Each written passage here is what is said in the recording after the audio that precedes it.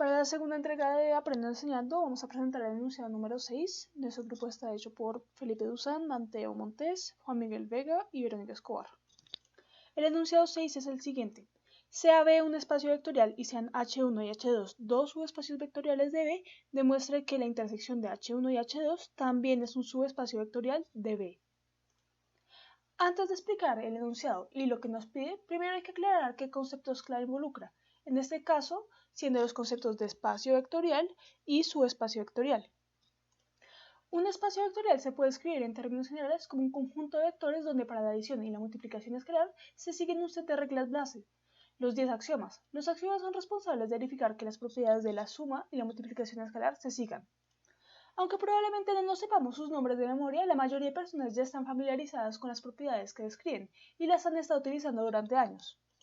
Los axiomas se pueden dividir en tres grupos. Los axiomas 1 a 5, que describen las propiedades de la suma.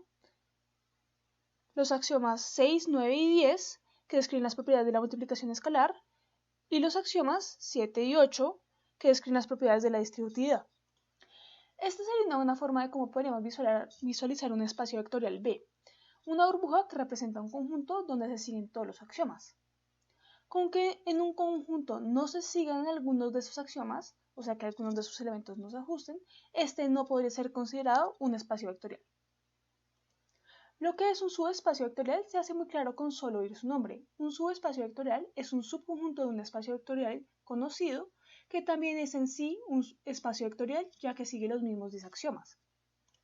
Siguiendo con el ejemplo anterior, así sería como se puede ver el subconjunto H de un espacio vectorial B, donde todos los elementos de H también pertenecen a B, pero no necesariamente todos los elementos de B son los de H. Para verificar que un conjunto es un subespacio, solo se tienen que verificar tres criterios, no todos los 10 axiomas de un espacio vectorial. Cerradura bajo la suma en H, cerradura bajo la multiplicación escalar en H, y que el vector 0 de B también existe en H. En realidad este último es un corolario del primer criterio, pero siempre es útil revisarlo. Cada uno de estos criterios por debajo representan los 10 axiomas de un espacio vectorial.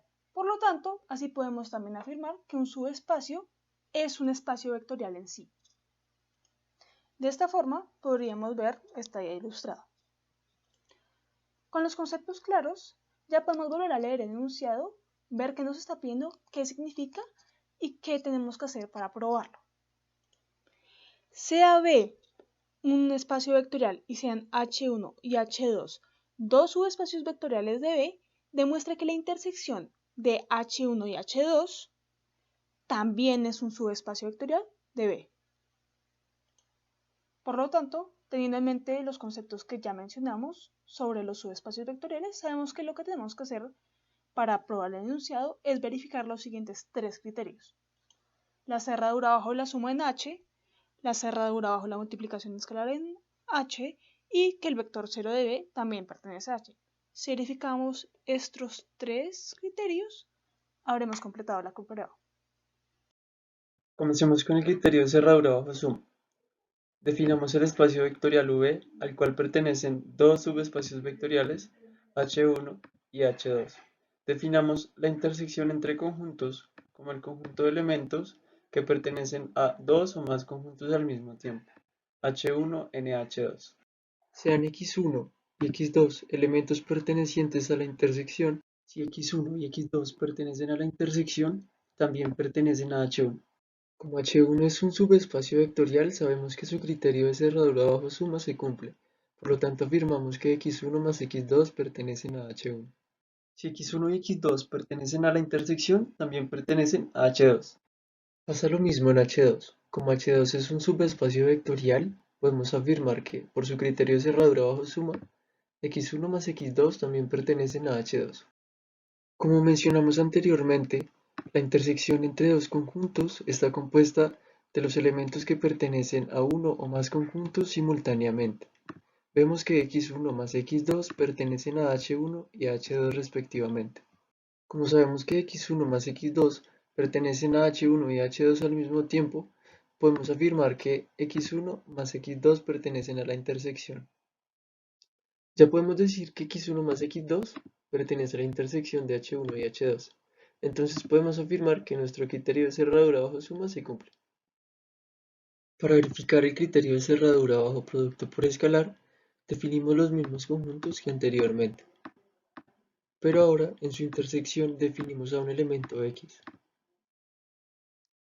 Si X pertenece a la intersección, sabemos que X también pertenece a H1, y como H1 es un subespacio vectorial, por su criterio de multiplicación, sabemos que alfa X también pertenece a H1.